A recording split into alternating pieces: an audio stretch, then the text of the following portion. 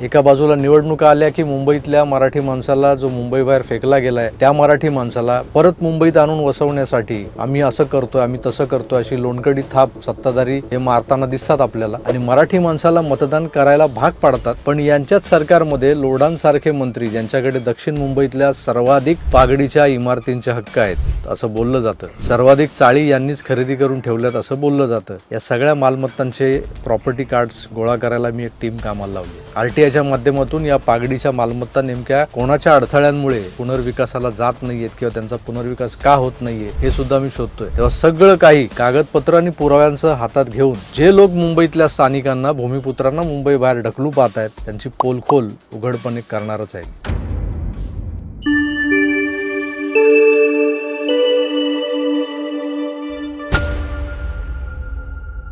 मित्रांनो नमस्कार। आज आपण दोन अशा महत्त्वाच्या विषयांवर लगातार बोलणार आहोत, म्हणजे बॅक टू बॅक हे दोन व्हिडिओ पडतील। त्यातला आशय नीट समजून घ्या।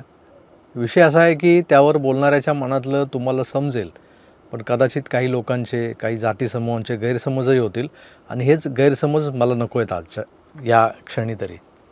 मुद्द्यावर येतो। महाराष्ट्र राज्याचे एक मंत्री आहेत, नाव त्यांचं मंगल प्रभात लोढा। हे संघाच्या मुशीत घडलेले भाजपचे ज्येष्ठ नेते म्हणवले जातात।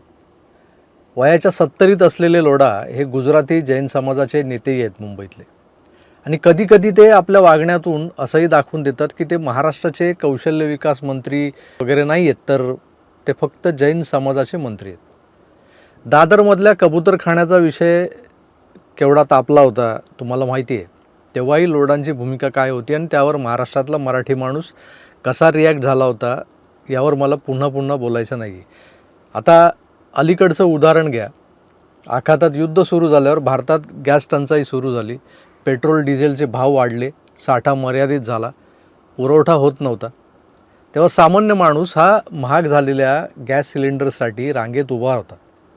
तेव्हा हेच मंगलप्रभात लोढा एका विशिष्ट समाजासाठी गॅस सिलेंडर्स उपलब्ध करून द्यायला पुढे सरसावले होते। त्यांनी जैन समाजाच्या आयंबिल ओली या एका सणानिमित्त मुंबईतल्या ताडदेवमधल्या दर्शन प्राईड इमारतीतल्या जैन देरासरला अखंडित गॅस पुरवठा व्हावा यासाठी एका गॅस एजन्सीला पत्र लिहिलं होतं, अधिकाऱ्यांना पत्र लिहिलं होतं, आणि नंतर मनसेसह इतर मराठी संघटनांनी यावर आवाज उठवला म्हणून त्यांनी सारवासारव करणारं एक उत्तर मीडियाच्या तोंडावर मारलं होतं। ऐसा है कि ये राजनीतिक व्यक्ति राजनीतिक प्रभाव से ही सब करते हैं।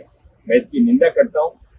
ये कोई भी जब विशेष धार्मिक कार्यक्रम होता है, जैसे शिरडी के लिए मान लो भंडारा होना है, या किसी मंदिर के अंदर अन्न प्रतिष्ठा है, या ये जैनों की होली है, इनके लिए रेगुलर गैस की सुविधा नहीं होती है। तो जो भी मेरे पास में आया, परसों मेरी विधानसभा के अंदर, मैंने मेरी विधानसभा तो खुद को लिमिट रखा और मेरी जिम्मेदारी है कि मेरी विधानसभा में यदि कोई भी किसी को किल्लत हो उसकी मैं सहायता करूं।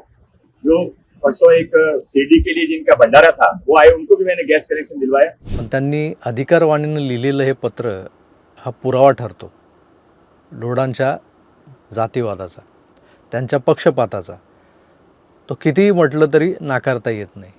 खरं तर लोढा ज्या मलबार हिल मतदारसंघातून निवडून येतात तो पूर्वी संमिश्र लोकवस्तीचा भाग होता, म्हणजे गरीब श्रीमंत, मराठी, गुजराती, पारसी असे बरेच जाती समूहाचे लोक इथं गुण्यागोविंदानं राहत होते।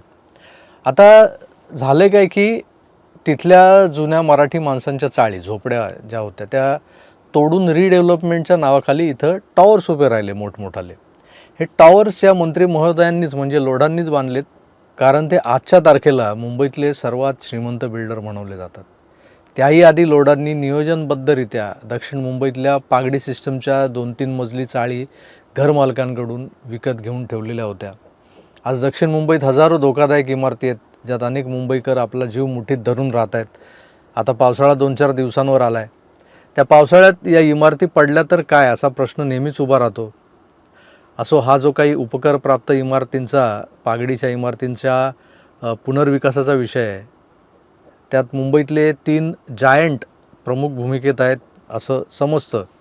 त्यातले एक तर हे लोढा आहेत, दुसरे आहेत मुंबादेवी विधानसभा मतदारसंघाचे आमदार अमीन पटेल, तिसऱ्याचं नाव हे मला मागे ज्या धमक्या आल्या होत्या ना त्या धमक्या देणाऱ्यांच्या टीममधलं एक आहे, जे मी माझ्या सॉलिसिटरकडे दिलेल्या बंद लिफाफ्यात लिहिलेलं आहे, त्यावर मला आता बोलायचं नाही।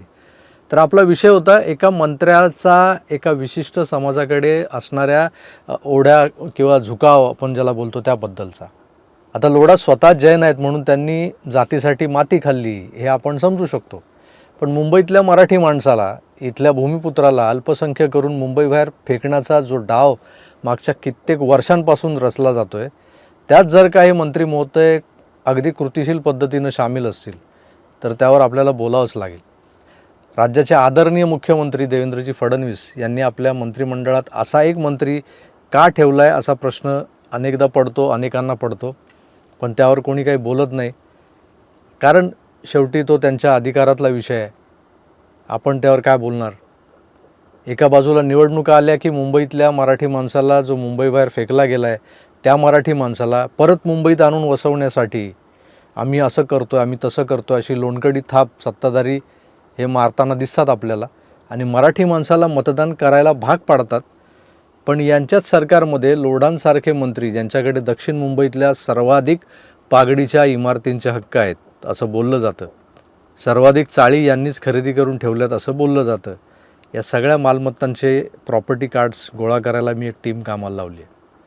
RTIच्या माध्यमातून या पागडीच्या मालमत्ता नेमक्या कोणाच्या अडथळ्यांमुळे पुनर्विकासाला जात नाही आहेत किंवा त्यांचा पुनर्विकास का होत नाही आहे हे सुद्धा मी शोधतो आहे. तेव्हा सगळं काही कागदपत्र आणि पुराव्यांचं हातात घेऊन जे लोक मुंबईतल्या स्थानिकांना, भूमिपुत्रांना मुंबईबाहेर ढकलू पाहत आहेत त्यांची पोलखोल उघडपणे करणारच आहे मी.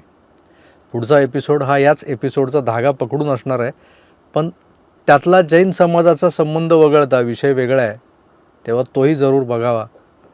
मी तुर्तास इथेच थांबतो. पुन्हा भेटूच. तोवर माझ्या तमाम चाळकरी बांधवांनो, पावसाळा तोंडावर आहे. तुमच्या मोडकळीस आलेल्या इमारतीत, त्या पडक्या गळक्या घरांमध्ये राहताय तुम्ही. जीवाची काळजी घ्या.